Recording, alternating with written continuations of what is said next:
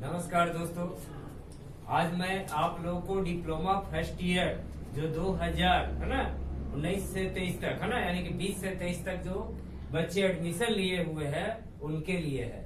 यह सिलेबस 5 साल तक चलता है, जिसमें आप लोग को अप्लाइड साइंस का जो चैप्टर है, पहला number atomic structure applied chemistry में, तो वह आप लोगों को डाल रहे हैं, जिसमें 2 वीडियो आप लोग को पहले डाल चुके हैं और यह आप लोग का तीसरा वीडियो है।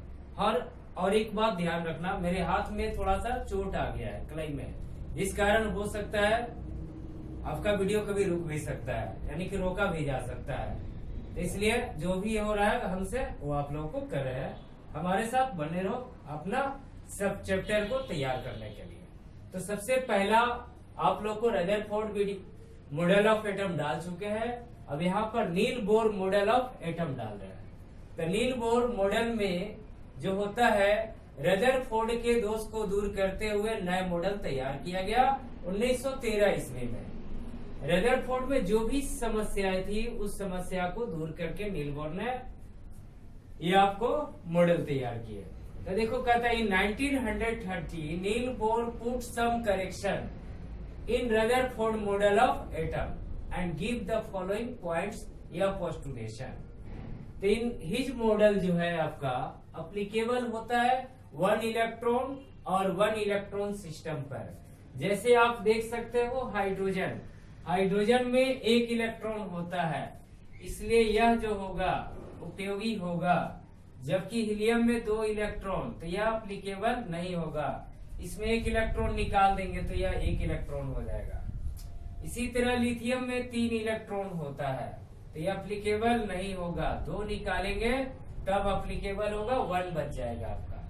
बेरिलियम का 4 होता है, तो ये अप्लीकेबल नहीं है। जब 1 निकालेंगे तो भी नहीं, 2 निकाल देते हो तो भी नहीं होगा। तब ये 3 निकालेंगे तो 1 बच जाएगा, ये अप्लीकेबल है। देखो कहता है कि according to Bohr Bury scheme maximum number of electron in any orbit is 2n² होता है। तो किसी भी ऑर्बिट में इलेक्ट्रॉन की अधिकतम संख्या 2n² होता है, जहां पर n को हम लोग ऑर्बिट कहते हैं। n is called orbit which is denoted by KLMNOP, इस तरह करके रिप्रेजेंट करेंगे। यह first orbit, second orbit, third, fourth, fifth orbit, इस तरह 7 ऑर्बिट होता है। जैसे आपका K ऑर्बिट में चलते हैं तो आपको ऑर्बिट नंबर और मैक्सिमम नंबर ऑफ इलेक्ट्रॉन लिखना पड़ेगा। तो K में 1 इलेक्ट्रॉन है तो 2 × 1 का स्क्वायर है ना, तो 2 आपका हो गया। फिर L ऑर्बिट में चलता है तो नंबर ऑफ ऑर्बिट 2 हो गया, तो 2 × 2 का स्क्वायर, 2 × 2 = 4 और 4 × 2 = 8 हो गया। इसी तरह M में 3rd ऑर्बिट हो गया, 3 × 3 = 9, 9 × 2 = 18, तो यह 18 इलेक्ट्रॉन होगा 3rd ऑर्बिट में।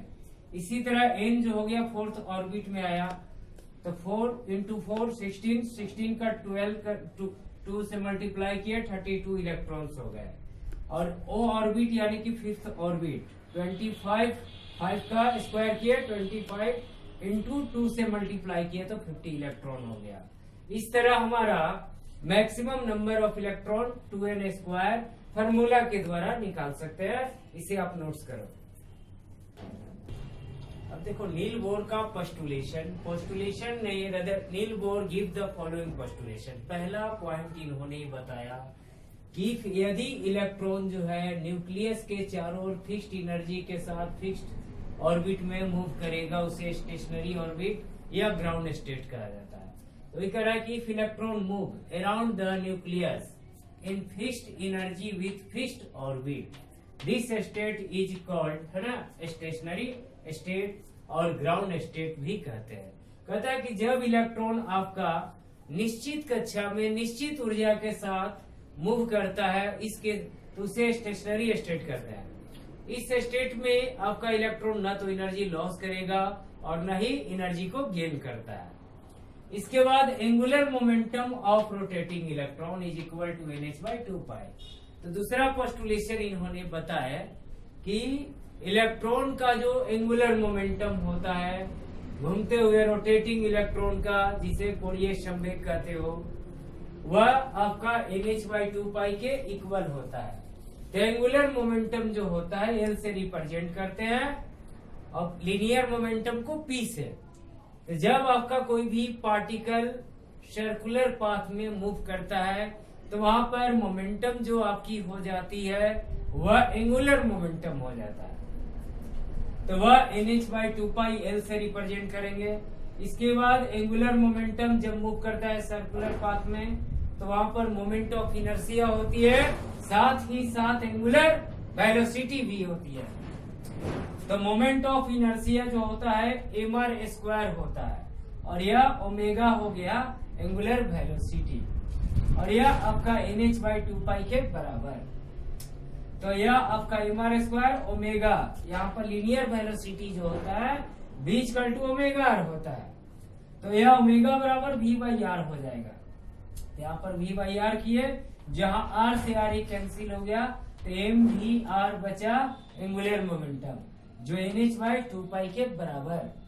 यह इसके बाद हमने क्या क्या होता है, जहां पर n को ऑर्बिट नंबर कहेंगे, h को प्लांक्स कांस्टेंट जिसका वैल्यू 6.626 10⁻⁻34 जूल सेकेंड।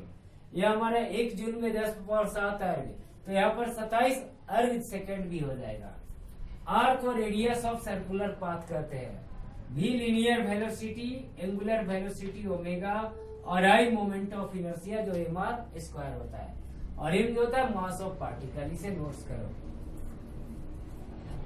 अब देखो थर्ड पोस्टुलेशन में बताया गया कि जब इलेक्ट्रॉन जो है आपका हायर ऑर्बिट से लोअर ऑर्बिट में मूव करता है, यानी कि जब इलेक्ट्रॉन उच्च ऑर्बिट से लोअर निम्न ऑर्बिट में मूव करता है तो उस केस में ऊर्जा की loss of energy takes place, यानी कि ऊर्जा की क्षति होती है। लेकिन जब इलेक्ट्रॉन आपका लोअर ऑर्बिट से हायर ऑर्बिट की ओर जाती है तब gain of energy takes place होता है और इस लॉस और गेन ऑफ एनर्जी को फोटोन एनर्जी कहते हैं और फोटोन एनर्जी hν के बराबर होता है। तो इन्होंने बताया कि जब इलेक्ट्रॉन आपकी high jumps from higher orbit to lower orbit then loss of energy takes place और when electron jumps from lower orbit to higher orbit then gain of energy takes place. This loss और gain of energy is called photon energy. अर्थात जब electron आपकी उच्च कक्षा से निम्न कक्षा की ओर कूदती है तो उस केस में ऊर्जा की क्षति होती है। लेकिन जब आप लोअर ऑर्बिट से हायर ऑर्बिट की ओर जाओगे, यानी कि निम्न कक्षा से उच्च कक्षा की ओर, तो उस केस में ऊर्जा की गेन होगी। यह पॉइंट याद रखना और यह बहुत इंपॉर्टेंट है। और इस ऊर्जा को हम लोग फोटोन एनर्जी कहते हैं जो hν के बराबर है। और h जो हो गया प्लांक्स कांस्टेंट, म्यू फ्रीक्वेंसी हो गया। इसके बाद चूंकि velocity of light equal to mu lambda होता है तो फ्रीक्वेंसी इक्वल टू c/λ, इसलिए एनर्जी hc/λ और 1/λ इक्वल टू वेव नंबर होता है, इसलिए hc वेव नंबर यह आपका एनर्जी हो गया। यह फॉर्मूला ध्यान रखना, इसे नोट्स करो। अब फोर्थ पोस्टुलेशन में कहता है कि जब इलेक्ट्रॉन हायर ऑर्बिट से कूदते हुए लोअर ऑर्बिट की ओर जाता है तो उस केस में एनर्जी की लॉस होते जाती है और जब electron move towards the nucleus की ओर मूव करेगा और अधिक से अधिक ऊर्जा लॉस करेगा और जब यह इंटर इनटू द न्यूक्लियस में मूव कर जाएगा तो इस केस में अधिक से अधिक ऊर्जा लॉस करके और वह आपका निगेटिव एनर्जी में चेंज हो जाएगा।